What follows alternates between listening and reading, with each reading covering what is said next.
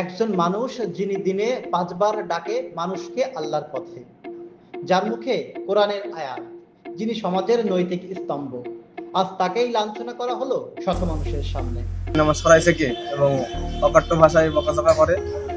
আমি এক কথাই বলি যে আমি জানি না আপনার জায় নামাজে সরাইছে, এই কথা বলার সাথে সাথে সে আমাকে একবারে আমার মুখ কান জড়ায় ঘুষি মারে। এরপরে মসজিদে তর্ক বিতর্ক মুসল্লিদের সাথে সে এক পর্যায়ে মারামারি একটা পরিবেশে চলে যায়। তারপরে আমরা মসজিদ থেকে বেরোয় যাই। ক্ষুব্ধ এলাকাবাসী দোষীর শাস্তির জন্য নেমেছে রাস্তায়। সেই ইমামের গায়ে হাত তোলা মানে এই জাতির শ্রেষ্ঠ সন্তানদের গায়ে হাত তোলার শামিল। তাকে আইনের আওতায় এনে উপযুক্ত শাস্তির ব্যবস্থা না করা পর্যন্ত বাংলাদেশ ইমাম পরিষদের পক্ষ থেকে এই মসজিদে কোনো ইমাম দেওয়া হবে না। সীমাখালী বাইতুল্লাহ জামে মসজিদ, যেখানে মানুষ খুঁজে পায় শান্তি, সেই পবিত্র জায়গাতেই ঘটেছে এক কলঙ্কজনক ঘটনা। 10 মে আসরের নামাজে ঘটে যায় এমন কিছু যা নাড়িয়ে দিয়েছে পুরো নড়াইলবাসীকে। একটা জানি না বলার অপরাধে মুখে কিল ঘুষি, ইমাম শফিকুল ইসলামের মুখে রক্তাক্ত, চোখে বিস্ময়, আর মুসল্লিদের চোখে আগুন।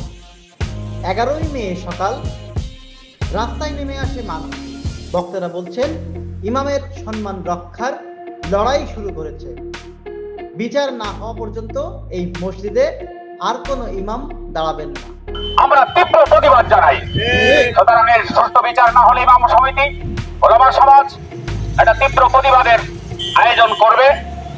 সুতরাং এই ব্যাপারে যিনি অপরাধ করেছেন তিনি তার থেকে ইমাম সাহেব সহ এই কাজের একটি অনুশোচনা বোধ জাগ্রত হোক, এই বিষয়টা সুষ্ঠুভাবে সমাধান হোক। পুলিশও নড়ে চড়ে বসেছে। নড়াইল সদর থানার ওসি সাদাতুল ইসলাম জানিয়েছেন অভিযুক্তকে গ্রেপ্তারের একাধিক অভিযান চলমান রয়েছে। তবে মানুষ এখনো চায় কাজের ফল, আশ্বাস নয়। একটা গ্রামে, একটা মসজিদে একটা আঘাত, জেগে উঠেছে পুরো জনপদ।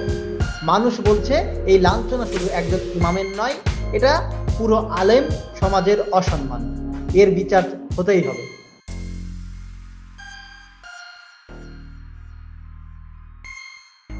আপনারা কি মনে করেন, একজন ইমামের গায়ে হাত তোলা কি শুধু ব্যক্তিগত অপরাধ, নাকি এর গভীরে আছে আরো বড় বার্তা?